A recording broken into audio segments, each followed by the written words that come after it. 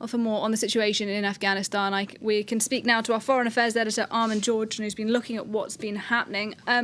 Armen, it's clear then from that report that the Taliban offensive is speeding up. This, as the United States pulls its troops back, what do you make of what we're seeing? Well, there's definitely been Taliban gains since May the 1st, when President Biden announced that troop pullout, and the pace of the Taliban offensive has clearly gathered a lot in the last few weeks.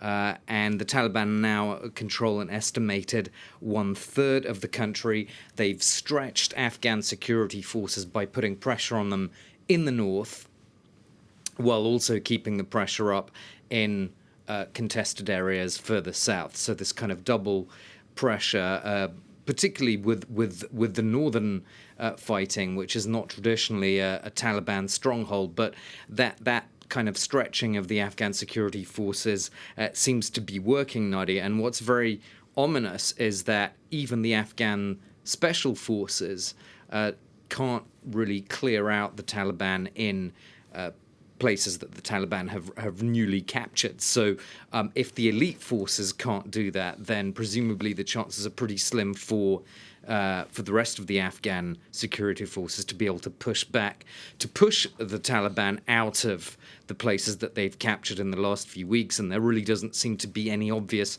strategy in the Afghan security forces for a successful counter-offensive against the Taliban. Now, can the West, in your view, still wield some influence in Afghanistan, given that the vast majority of their troops are now out and the Taliban, as you say, is clearly advancing pretty fast? It really depends what happens after September, when all US and US allies will have left completely. If a civil war starts, then all bets are off, and there are developments that point in that direction. So President Ghani of Afghanistan has called for a united resistance against the Taliban that would bring together various militias that fought against the Taliban back in the 1990s.